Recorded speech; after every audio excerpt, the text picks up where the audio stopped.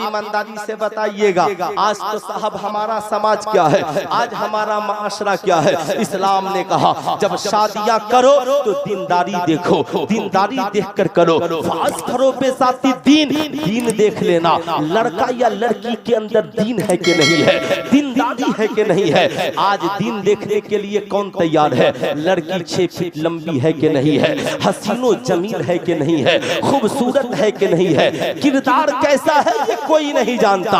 आप बुरा मत मानिएगा, अब तो शादियां बाद में हो रही है, लड़के ना मर्द पहले हो जा रहे हैं। साल में कम से कम 6 ऐसे फैसले से 6-7 मैं करता हूं, शादी के बाद पता चलता है साहब लड़का जवान था, शादी हो गई मगर ना मर्द निकल गया। क्यों? इसलिए कि तुमने अपनी आंखों की हिफाजत नहीं की। अगर तुमने अपनी आंखों को चैनल से बचाया होता, तुमने अपनी आंखों को गंदी चीजों से बचाया होता। इसलिए मेरी कौम के नौजवानों, खुदा अगर ऐसी बीमारी तुम्हारे अंदर है तो किसी लड़की की जिंदगी खराब मत करना, किसी की बेलाडली की जिंदगी तबाह बर्बाद मत करना। मर्द हो तो तुम्हारे लिए निकाह है, ना मर्द हो तो तुम्हारे लिए निकाह नहीं है। लेकिन ये समाज में बुराई आई कहां से? याद रखिएगा गौर से। फैजान मुजाहिद साहब किबला, कहने की बात नहीं है लेकिन समझने की बात जरूरी है। इंसान के लिए जैसे खाना जरूरी है, ताजुद्दीन वारसी साहब, जिंदगी के लिए जैसे पानी जरूरी है, इंसान के लिए जैसे कपड़ा जरूरी है, जैसे मर्द और औरत के लिए ग़िज़ा जरूरी है, ऐसे ही बालिग लड़के और लड़कियों के लिए शादी, निकाह और ब्याह भी जरूरी है। अब साहब ताज्जुब की बात है, लड़की बालिग होती है 9 साल की उम्र से लेकर 12 साल की उम्र तक, शादी होगी 22 साल की उम्र में, 18 साल की उम्र में। लड़का बालिग होगा 12 से 15 साल की उम्र में, शादी होगी 30 साल की उम्र में। दुनिया इतनी तरक्की कर गई कि तन्हाई की हिफाजत जिस लड़के ने नहीं की, अगर अपने जवानी की हिफाजत जिस लड़के ने नहीं की, उसे इस दौर में नामर्द होने से कोई नहीं रोक पाएगा। इसलिए याद रखिएगा 3 काम में नबी ने फरमाया जल्दी करो। नंबर 1, जब नमाज का वक्त हो जाए नमाज पढ़ने में जल्दी करो। नंबर 2, जब कोई इंतकाल कर जाए तो जनाजा पढ़ने में जल्दी करो। नंबर 3, जब बेटा बेटी जवान हो जाए तो शादी करने में जल्दी। ये 3 काम में जल्दी करो। क्यों? इसलिए कि हुजूर ने फरमाया अगर नमाज का वक्त है नहीं पढ़ोगे नमाज कज़ा हो जाएगा। कोई इंतकाल कर गया दफन नहीं करोगे, लाशा खराब हो जाएगा। और अगर बच्चे और बच्ची जवान हो गए, शादी नहीं करोगे, जना के मुर्तकिब होंगे, लिविंग रिलेशनशिप में रहेंगे, चुपके जाकर मेलों में मिलेंगे, तुम्हारी नस्लें बर्बाद हो जाएंगी, समाज में मुंह दिखाने के लायक नहीं रहोगे। लेकिन जिस मुल्क में शादी नहीं करने वाला ही हुक्मरान हो, उसे किसी की इज्जत की क्या फिक्र है, उसे किसी की आबरू की क्या फिक्र है, किसी की आबरू लूटे, किसी की इज्जत लूटे, उसे क्या फर्क पड़ता है। जो शख्स अपनी बीवी की फिक्र नहीं करता और समाज में दूसरों की बेटियों की फिक्र क्या करेगा। लेकिन जरा गौर से मेरी बात सुनिएगा, मेरी बात बुरी तो नहीं लग रही है, बुरी लगेगी तो शहबाज नूरी साहब को वापस कर दीजिएगा। गौर से मेरी बात सुनिएगा। बादशाह वक्त की एक ही बेटी थी, बड़ी नेक थी, बड़ी हसीनो जमील थी, बड़े बड़े राजाओं के बेटों के रिश्ते उसके लिए आए, मगर वक्त की मुत्तकिया परहेजगार थी। उसने कहा, उसके वालिद ने कहा, बेटी रिश्ते बहुत आ रहे हैं, मैं चाहता हूँ तेरी शादी कर दूं, इकलौती बेटी हो, बड़ी धूमधाम से शादी हो। अल्लाह अल्लाह, बेटी कहती है अब्बा हुजूर शादी होगी, मगर नबी ने जैसे कहा है वैसे होगी। कहा अब्बा हुजूर मेरी शादी होगी, मगर आका ने फरमाया फअस्फरो बेसाती दीन, अमीर मत देखिएगा, हस्नो जमाल मत देखिएगा, ये हुस्नो जमाल खत्म हो जाने वाली चीज है, दौलत खत्म हो जाने वाली चीज है। वली के घर में शैतान, शैतान के घर में वली जन्म ले सकता है, लेकिन ये किरदार हमेशा के लिए है, कैरेक्टर हमेशा के लिए है, नेचर हमेशा के लिए है। चरित्र अच्छा हो शादी होगी, किरदार अच्छा हो शादी होगी, कैरेक्टर अच्छा हो शादी होगी, मगर चरित्रहीन हो, चाहे लड़की हो या लड़का। आज उस ए बाबू खैरियत, सलाम अलैकुम, दोनों आदमी खैरियत से हैं? गुस्सा वस्सा के नहीं न जा रहे हैं? अच्छा ठीक है, जाइए, आ जाइएगा। जाहिर सी बात है भाई, अब वो लोग जा रहे हैं, नौजवान है, तकरीर तो इन्हीं लोगों के लिए है। जाहिर सी बात है, बेचारा सोच सोच के भाग रहा है। कल अगर किसी ने माँ ने पूछ दिया जलसा में क्या सीखा, तब तो फंस जाएगा कि जलसा में तो हम सीखे थे, जो बताना ही पड़ेगा। और से मेरी बात सुनिएगा, मैं जो अर्ज कर रहा हूँ साहबों, याद रखिएगा। अब उस पढ़ी लिखी बादशाह की बेटी ने कहा, हमें ऐसा लड़का चाहिए जो मुत्तकी परहेजगार हो। दौलत खत्म हो जाएगी, मगर ये किरदार और कैरेक्टर चरित्रहीन लड़का और लड़की से संबंध नहीं होगा, रिश्ता नहीं होगा। अल्लाह अल्लाह बादशाह ने वजीर को कहा, जा और अपनी हुकूमत में एक ऐसा लड़का तलाश कर जो रात की तन्हाई में खुदा की इबादत करने वाला, रात की तन्हाई में खुदा की इबादत करने वाला हो। अब तो साहब कौन इबादत की बात करे, कौन रियाजत की बात करे? अब तो कुर्सी पे बैठा तो ट्रेन में भी पहले बैठकर टिक टॉक करेगा, देखेगा अच्छी सेल्फी आ रही है कि नहीं। बस साहब जलसे में भी आए, टिक टॉक किया, देखा अच्छी सेल्फी आ रही है कि नहीं आ रही है। हम मौलवी साहब भी फतवा देने वाले मिल गए हैं कि मदीने में भी सेल्फी लेना ठीक ही है, अच्छी बात है। ऐसे भी मार्केट में मौलवी साहब कहा जाता है कि ये लोग मसलके आला हजरत के मुबल्लिग नहीं है, तो इन पगड़ी वालों को चीर होती है। उन कमीनों को इतनी शर्म नहीं आती तकरीरें करने में, बोलने में कि साहब हरम में भी सेल्फी लेना ठीक है, इसलिए कि सेल्फी ले लो ताकि यादगार बाकी रहे। अरे नालायक, सेल्फी से यादगार बाकी रखने वालों, सेल्फी से यादगार बाकी रखने की बात होती तो जितने मुसव्विर तस्वीर बनाने वाले थे सबकी यादगारें बाकी रहती, मगर मेरे मुस्तफा करीम की ना कोई तस्वीर है ना कोई सेल्फी है, मगर कल भी उनका किरदार जिंदा था और आज भी उनका किरदार जिंदा है। नारे तकबीर, नारे रिसालत, फैज़ाने औलिया कॉन्फ्रेंस, मसलके आला हजरत।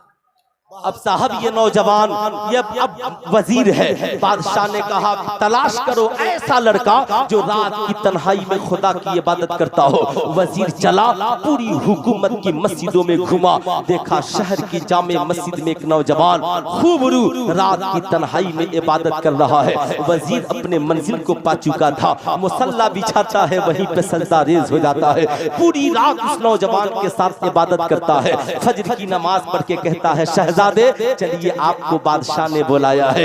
नौजवान ने कहा, फकीर का बादशाहत से क्या लेना देना, फकीर बादशाह के दरबार में क्यों जाएगा? कहा बादशाह ने आपको बुलाया है। नौजवान निगाहें नीची किए बादशाह की मंजिल की तरफ बढ़ा है, वजीर के साथ चला है। बादशाह की नजर जब इस हसीनो जमील शहजादे पर पड़ी, बादशाह खड़ा हो गया। बादशाह कहता है, शहजादे आप बड़ी मुश्किल से मिले हो, मेरी एक ही बेटी है, आप चाहो तो मेरी पूरी सल्तनत ले लो, मगर खुदा के वास्ते मेरी बेटी से निकाह कर लो। नौजवान सर नीचे किए खड़ा है। बादशाह सलामत क्या बात कर रहे हैं, आपकी बेटी महलों की रानी है, किसी राजा महाराजा से उसकी शादी होगी, किसी राजा महाराजा से उसका निकाह होगा। बादशाह सलामत, मुझ फकीर से आपकी बेटी की शादी। कहा बेटे बेटे, बादशाहत और फकीरी की बात नहीं है, बात मुस्तफा जाने रहमत के दीन की है, बात दीनदारी और तकवा परहेजगारी की है। नौजवान ने कहा ठीक है, आप कहते हो शादी करूंगा, मगर ये बादशाहत मैं नहीं लूंगा, ये दौलत मुझे नहीं चाहिए। मुस्तफा करीम ने फरमाया है, अर्राशिवल मुर्तशी किलैहुमा फिन्नार, रिश्वत लेने वाले और देने वाले दोनों जहन्नम में जाएंगे। बादशाह सलामत, ये कैसी मोहब्बत है कि जो लड़की पूरी जिंदगी मेरे साथ गुजारने आ रही है, मैं उसके बाप से शादी के बदले में जहेज लूं, उसके बाप से शादी के बदले में हुकूमत लूं।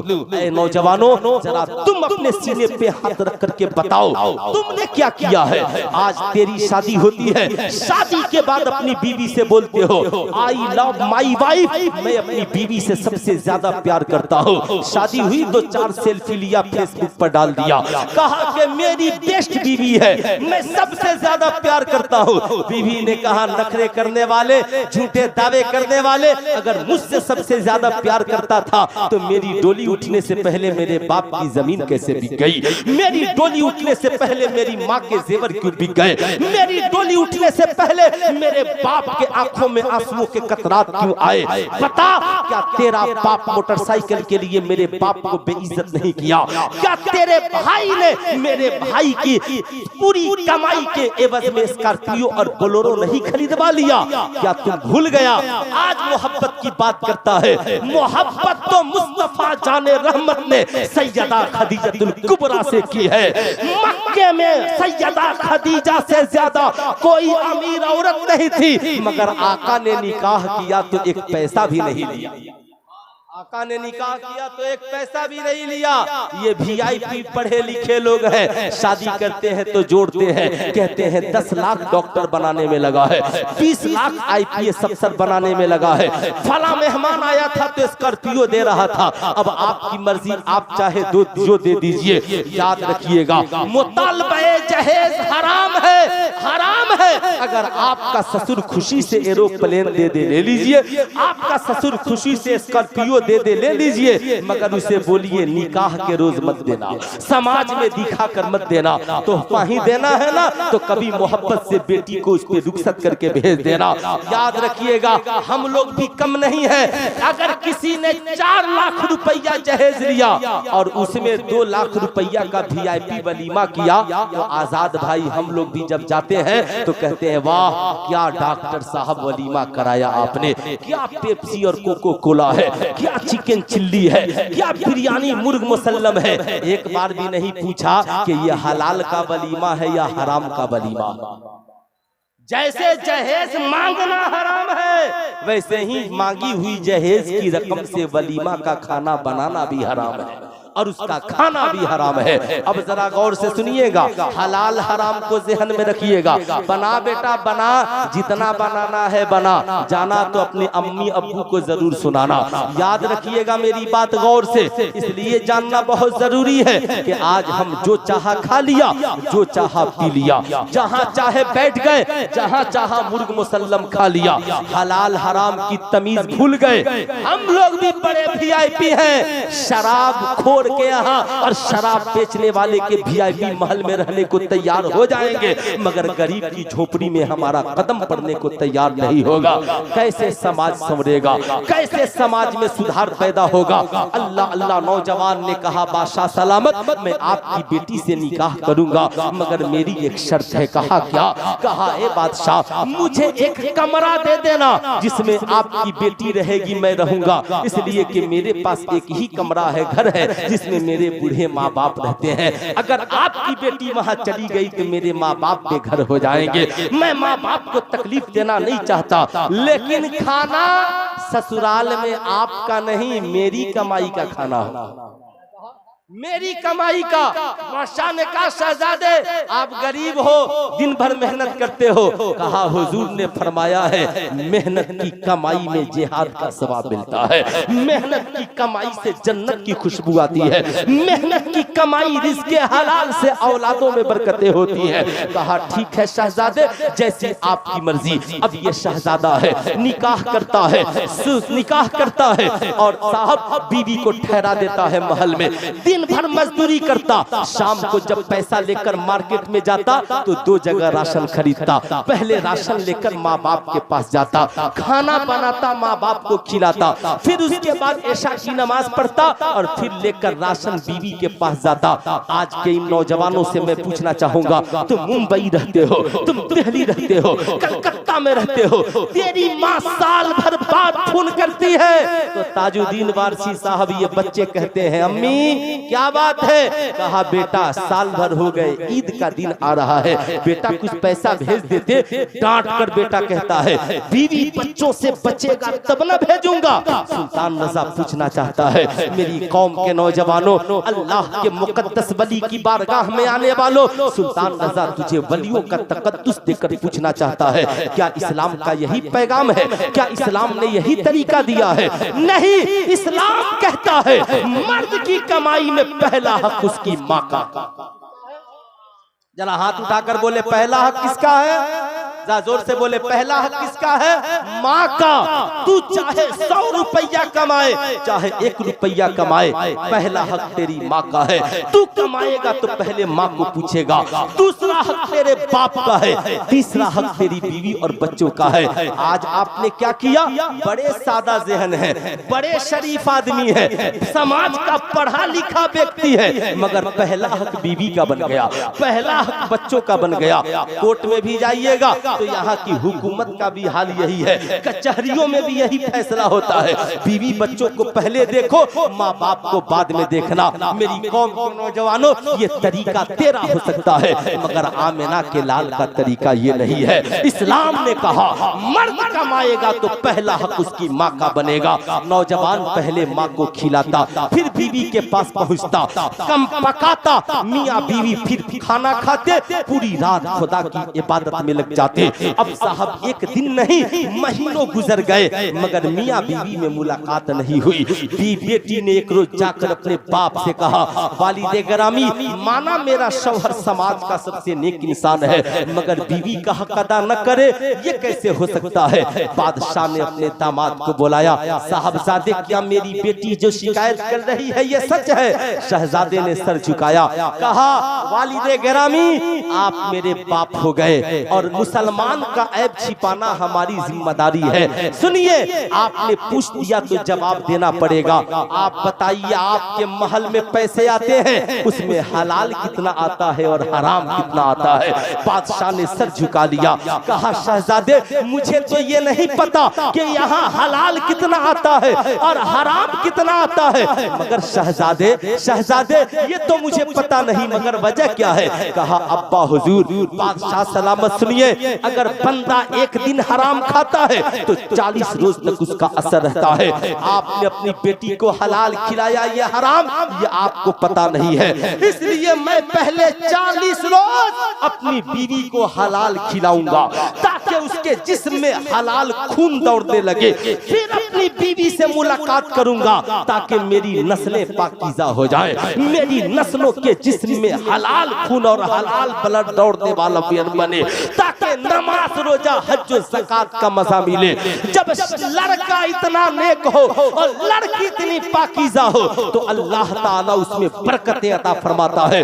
बरकत ये मिली कि नौजवान ने 40 रोज पहले रिज़्क़े हलाल खिलाया, जहेज को लानत मारकर छोड़ दिया, बीवी के साथ इबादत में रातें गुजारी, फिर जब बीवी से मुलाकात हुई तो अल्लाह ने उसके चमन में अब्दुल्ला इब्ने मुबारक जैसा अजीम बेटा अता किया, जो हिंदुस्तान के जामे मस्जिद में नहीं, मदीने में मस्जिद नबवी में बैठकर हदीसे पाक का दर्स दिया। साहबों, मैं आपसे पूछना चाहता हूँ, आज हमारी नस्लें पाकीज़ा क्यों नहीं? आज हमारी औलादे पाकीज़ा क्यों नहीं है? आपने इसलिए नहीं है कि हम तो शादी से पहले हराम खाने को तैयार है, शादी से पहले हराम लेने को तैयार है, शादी के बाद हराम खिलाने को तैयार है। जब समाज इतना बिगड़ जाए, माहौल इतना बिगड़ जाए, माशरा इतना बिगड़ जाए, तो बताओ मेरी कौम का नौजवानों, इस कौम का क्या होगा? भला होगा या बुरा होगा? इसलिए इस्लाम के मुकद्दस शहजादों, आखिरी एक बात इजाजत हो तो बोल दो। इजाजत है? अरे आप लोगों की तरफ से